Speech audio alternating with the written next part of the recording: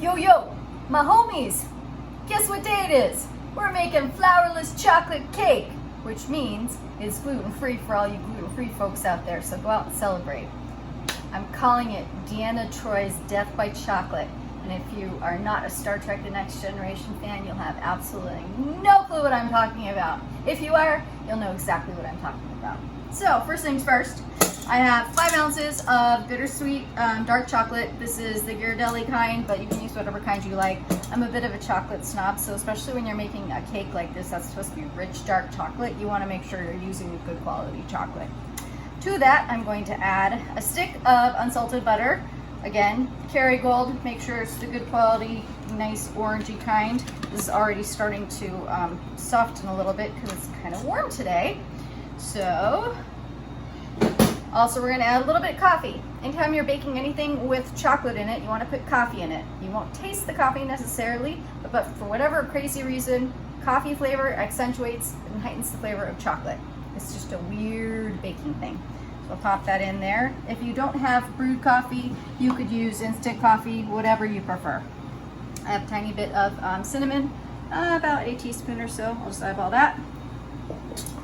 We're going to do a tablespoon of dark cocoa powder, make it an even richer dark chocolate. I said this is death by chocolate. Won't necessarily die, but it's got to be death by chocolate. A little bit of vanilla extract, about a teaspoon, and then a teaspoon of almond extract. I'm going to put a little almond flour in here, so that's why I'm using the almond extract to accentuate that. Next thing, I don't know why I pulled this out, I didn't even use it. See, I am measuring devices, and I don't use them because I do not like measurements. I am a very free-form, creative, flowing morph person. Okay, come on over here. So, you don't want to put chocolate directly on a flame or on a burner because then it tends to not, it doesn't temper properly, it doesn't melt properly, it kind of coagulates and it gets kind of this clumpiness. So you want to put it on a double boiler. So I have hot water in here that's boiling away. I'm going to turn that down to sort of a steam. And then we're going to slowly, you want to make sure that the water doesn't actually touch the bottom of the bowl I put that in, but that there's enough steam in there to go ahead and get that melting. And then basically we will slowly start to melt this chocolate and all the butter and everything together with it, which will go fairly quickly because, as I said, the butter was already melting because it's so warm in here. So give that a second here. I did get my 8-inch springform pan. I greased that really liberally. I'm making this almost basically a sponge cake. So I want to make sure that the second I pull it out of the oven, I score around the edges so that it doesn't stick.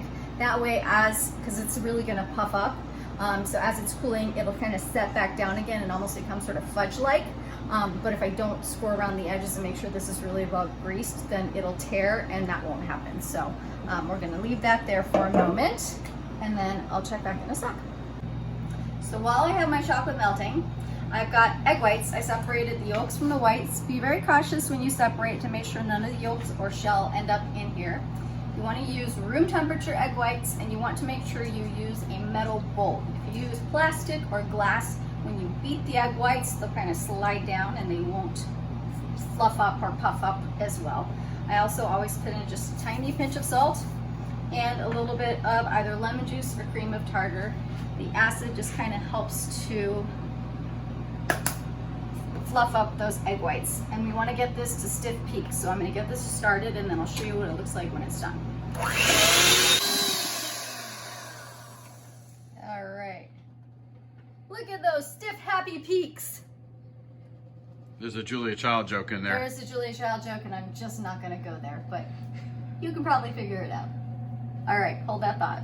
Oh, also, when you're done with this, don't bang this against your egg white, the side of the bowl, because they'll deflate. So you want to just make sure and you kind of like put it on a low speed, and then they'll just sort of spin off, just like that. But definitely don't pound on it or you'll deflate all that beautiful stiff peakness. Alrighty, so the chocolate and butter and all of those ingredients are completely melted down. You can see that. Now I'm going to add our granulated sugar. Again, this is the organic, so it still has a little bit of the molasses in there, so it's still a tiny bit brown. it also takes a little bit longer for it to sort of dissolve in there. So I want to make sure I give it a real good stir, whisk I should say, just like that. And then also I'm going to add in our almond flour as well. Almond flour or almond meal is basically just ground up almonds. You can get it at most grocery stores anymore. They go by either name, which is why I wanted to mention it. And it's usually found in, can't be found in the baking section, but very often it'll be found wherever they have all their gluten-free stuff. So, okay, now, key thing here is we're gonna add in our egg yolks. This was 6 eggs total that we used. So I wanna add in basically 1 yolk at a time, or as they're kind of clumped together, as accurately as I can measure out 1 yolk at a time, and whisk carefully. Because if I were to add all these in, all of it at the same time, it would scramble and then it would be clumpy and that would be gross.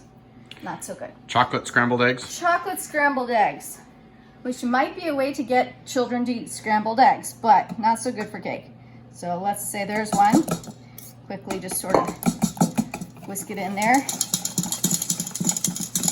And if it thickens a little, that's all right. We're gonna loosen it up with the egg whites. This is also called tempering. You're tempering the egg yolks this time, not the chocolate. Again, whisk really, really well. This involves your upper body muscles. And do one more batch here, and I'll add the rest of it. By this point, you should be fine because the 2 should be about the same temperature. And then the last of the egg yolks, let me get all that out of here. Good to the last drop. Yolks, not, I don't know. Good to the last bit. Okay, now, have those lovely egg whites. You want to be super careful that you don't dump this heavy batter onto your egg whites, because what'll end up happening is the egg whites will go, they'll make that sound too when they deflate, they'll just go, and I just raspberried on there, sorry, but I'm the only person eating this cake, so don't do that at home. So what we're gonna do is take about 1/4 of the egg whites and whisk it in to lighten up the chocolate, just like that. Are you whisking in or folding in? I'm whisking for now. Good question. Fold later. Whisk now, fold later. So this will basically just lighten up this batter so it doesn't feel so heavy and it's easier to incorporate later. And then now, once we've done that, I can do one of 2 things. I can either add the rest of the egg whites on top and fold them in that way, or, and I'm going to show you the other way to do it because I want to show you the proper way to do this. If you want to add it in over here, stay, don't fall. You can add the chocolate in, but make sure you pour it down the side of the bowl so it slides underneath the egg whites. See what I'm saying? Can you see that? I'll go ahead and scoop all this out there, good to the last drop. And then, some people would just stick their finger in there and eat it like cookie batter. It's not my jam. I kind of like my baked goods cooked. Okay, and then now, oh wait, I missed some. Okay, now we fold. Folding is basically an under-over technique. So you want to scoop just like this and continue sort of in a circle. You see the shape of the spatula is kind of curved like that. That sort of helps you perform the appropriate motion here. Show that spatula again, it was out of camera. See how it's curved like that? That allows you to sort of use that in sort of a circular motion like that. You can do it slow if you're not confident to start.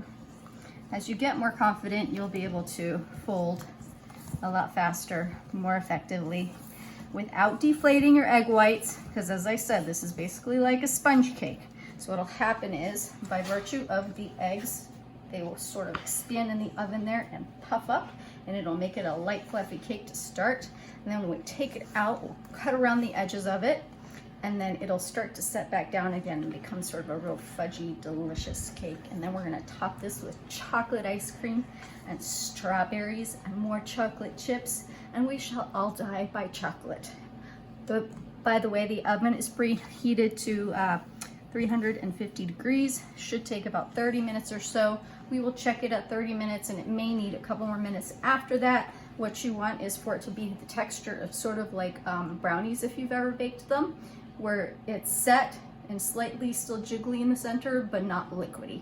So essentially kind of like Jell-O, but I'll show it to you as soon as we pull it out of the oven. So this just came out of the oven. I want to see if you can see this. As I said, it's set, but just still slightly jiggly in the center, so that's perfect. Oh, I'm sorry. Do that again? Do it again? Okay, see? Okay. Jiggly.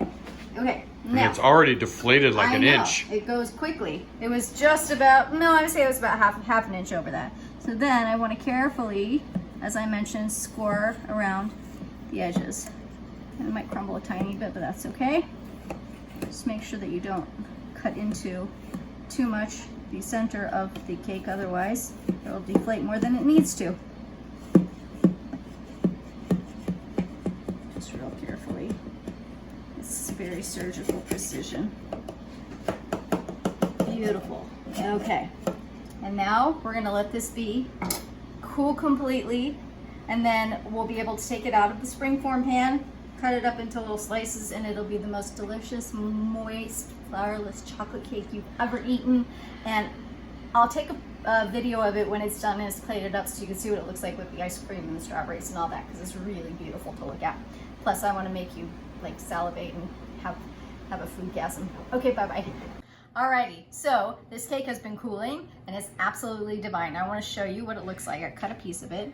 It's almost like, you see the cakey part on the bottom and almost like the jello-y fudgy part on the top. That's better lighting. That right there is chocolate porn. Okay? And now we're really gonna doll up this porn. We're gonna put this on the plate here. I took some strawberries and I macerated them, so just threw some sugar over them and some vanilla extract. We'll put this over here like that.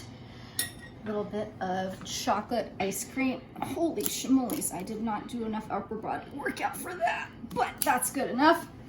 Pop that over there. And since this was a death by chocolate cake, I'm gonna put even more chocolate chips. Oh, that was a little too much. Oh well, what the hell. Okay, now, I'm gonna take a bite. Ready? Okay, get a little bit of ice cream, a little bit of strawberry. I don't even want the ice cream or the strawberry. I just want the cake. Just eat your cake. I just want to eat my cake. It's my party and I'll cry if I want to.